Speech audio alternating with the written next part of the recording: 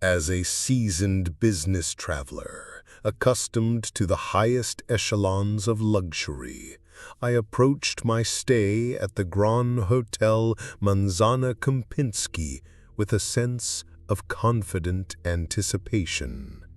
Located in the heart of Old Havana, its gleaming facade and promise of international five-star service offered a welcome contrast to the city's charming yet often rustic realities. I carried a substantial sum in US dollars, carefully selected for high-value transactions that my business dealings required, a practical necessity in Cuba's dual-currency economy. The hotel, with its meticulously restored interiors and sophisticated amenities, felt like a secure bastion of familiar comfort, a polished jewel box amid the more weathered elegance of Havana. My suite was a symphony of modern design and classic Cuban touches, a space I intended to utilize for both work and relaxation, confident in its impenetrable security. I meticulously noted its advanced electronic safe, the robust locking mechanisms, and the attentive professional staff who seemed to anticipate every need. My initial relief at finding such a seamless blend of old-world charm and contemporary convenience was palpable, allowing me to fully immerse myself in the vibrant pulse of Havana, oblivious to the insidious nature of the observation that had already begun, silently transforming my luxurious haven into a sophisticated, gilded cage.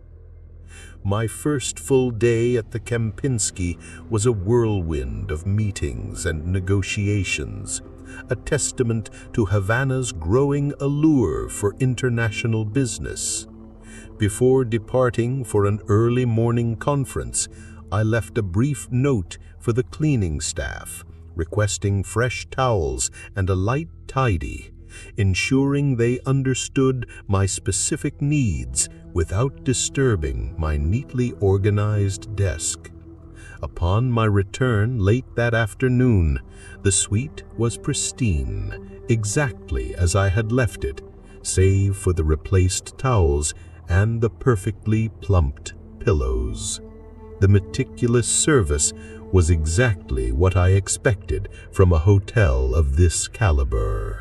However, as I settled back into the room, a faint, almost imperceptible vibration lingered in the air, a subtle hum that seemed to resonate just beneath the surface of the quiet, luxurious atmosphere. I dismissed it as the building's internal systems, perhaps the air conditioning or a distant elevator, a common occurrence in any large hotel. I unpacked some documents, feeling a brief, inexplicable sense of unease, a fleeting notion that something was subtly amiss, a disquiet that defied logical explanation.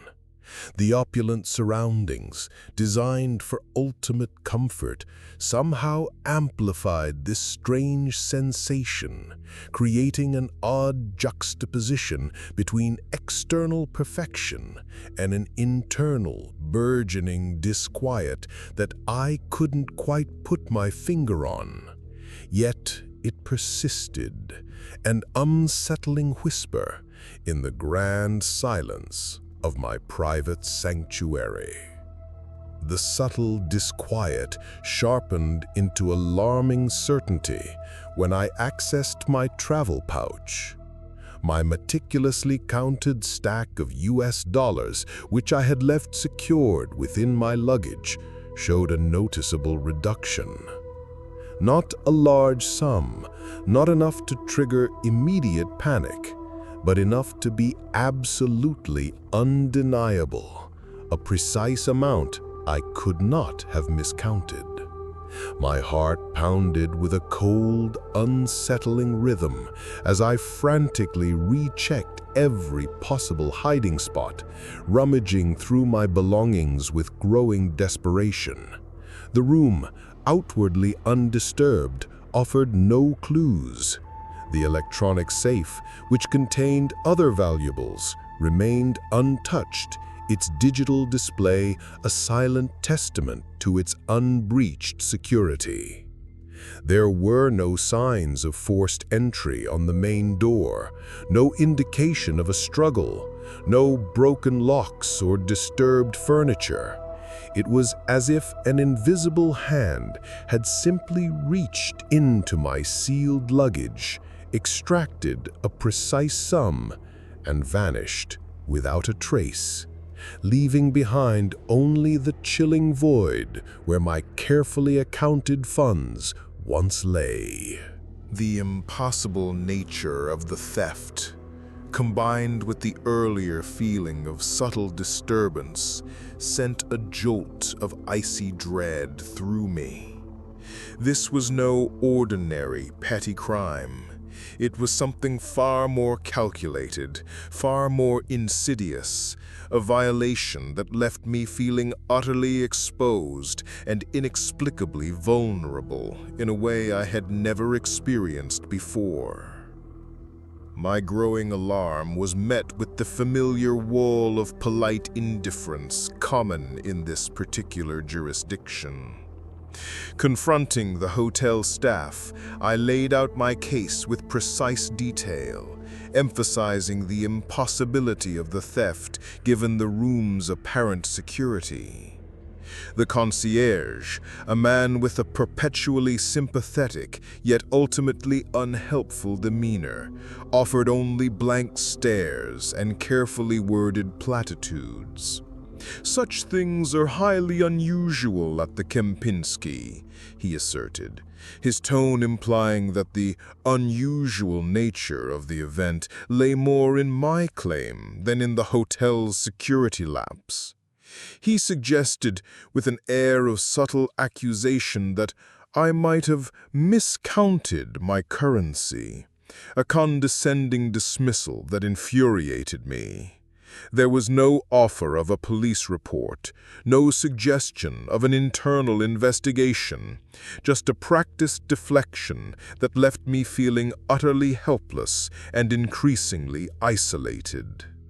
The luxurious setting, meant to inspire confidence, now felt like a sterile stage for a silent, unsettling drama, where my distress was merely an inconvenient narrative glitch.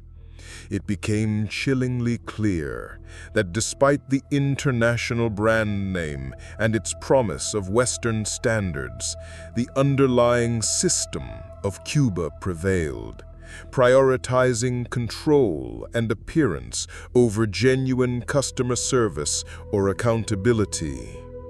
My anger simmered beneath a veneer of polite composure, a stark realization that I was utterly alone in this bewildering and deeply unsettling predicament, with no true recourse. Annoying paranoia began to set in, transforming my once luxurious suite into a potential surveillance hub. Every decorative detail, every seemingly innocuous fixture now seemed to hold a hidden threat.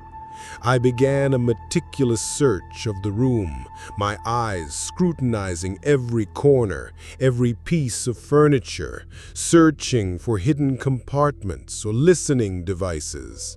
I examined the smoke detectors, the air vents, the light fixtures, even the ornate carvings on the wooden panels, driven by a desperate need to identify the unseen eyes that had violated my privacy and stolen my dollars.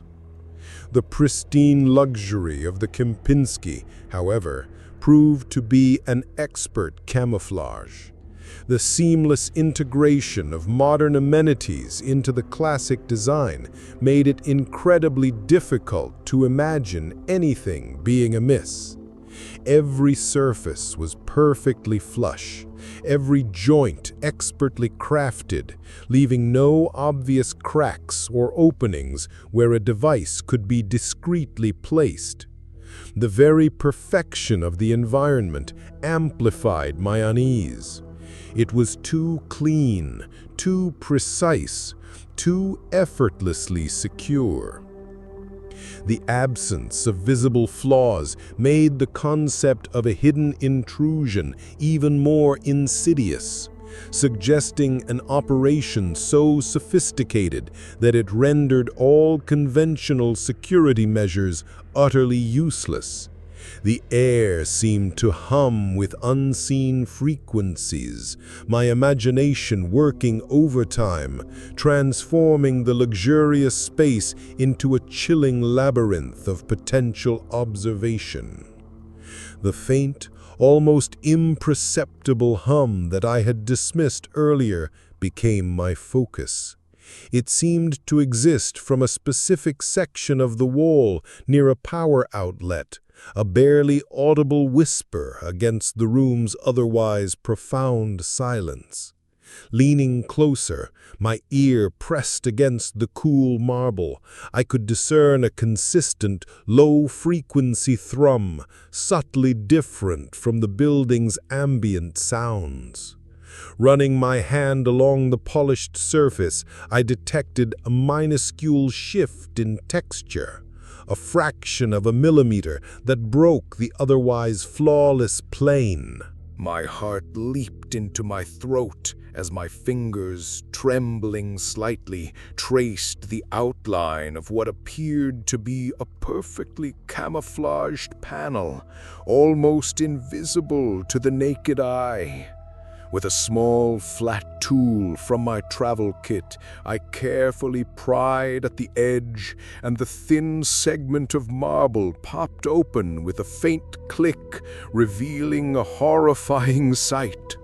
Nestled within the wall, behind a tiny, intricately designed grille, was a minute, blinking red light, the unmistakable lens of a hidden camera, perfectly flush with the wall, its wide-angle gaze silently capturing every detail of the suite. The hum was the gentle thrum of its internal mechanisms, tirelessly recording, tirelessly watching. My breath hitched in my throat as the true horror of the situation finally solidified. The discovery of the hidden camera sent a jolt of pure terror through me, a cold wave washing away any lingering doubt. It wasn't just a camera.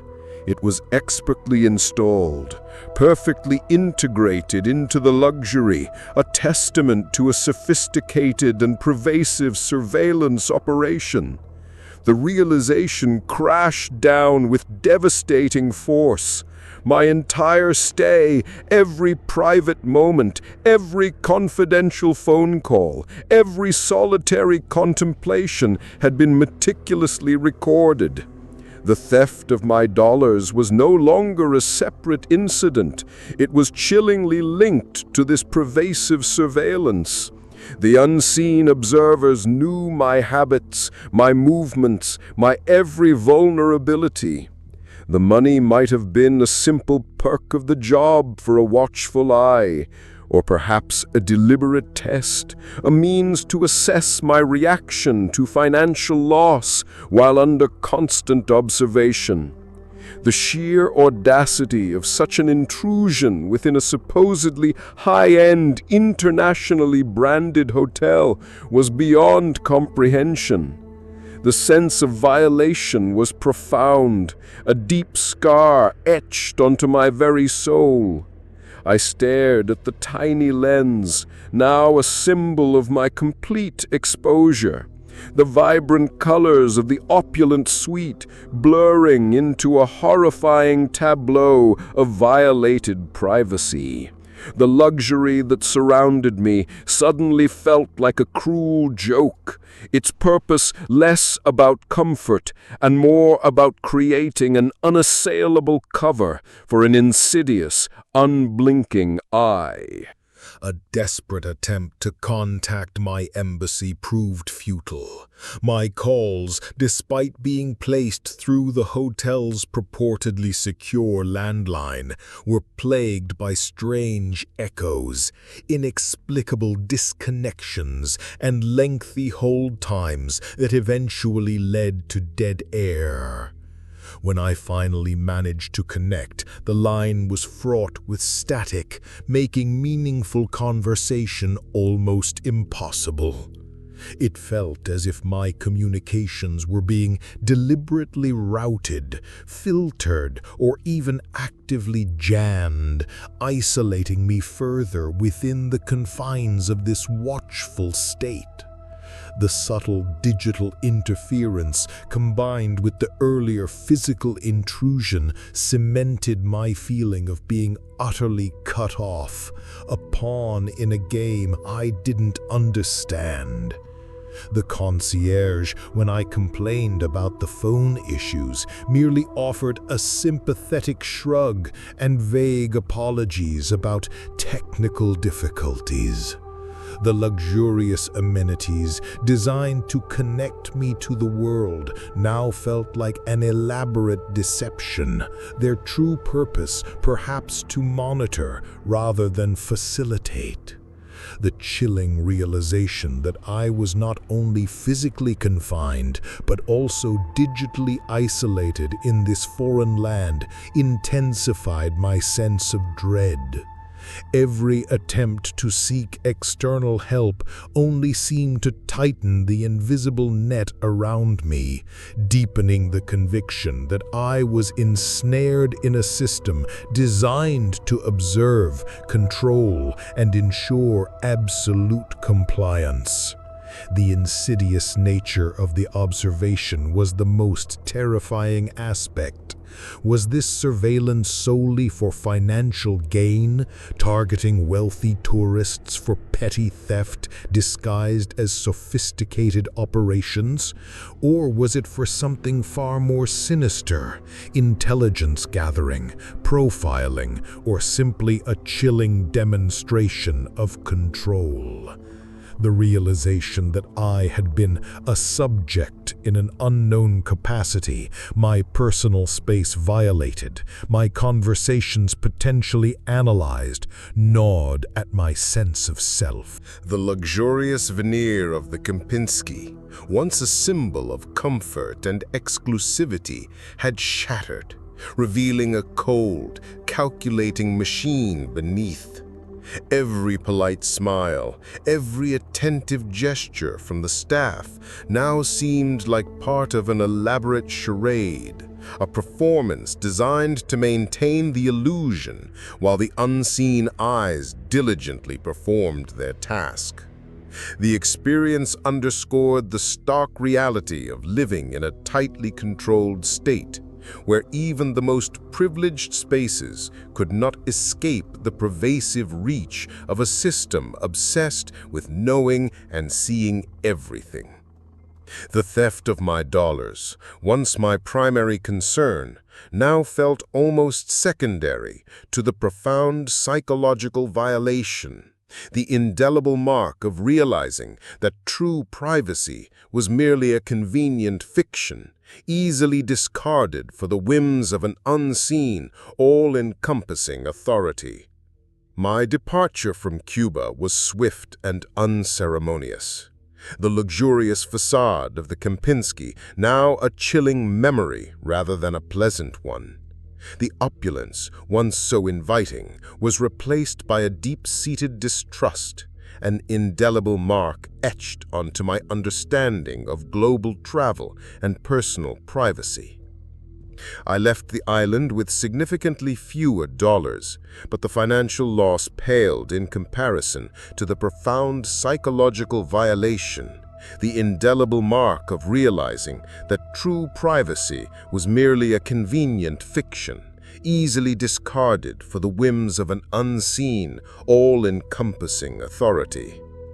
The gilded cage had been beautiful, but the freedom I found upon leaving it was infinitely more precious than any luxury it offered.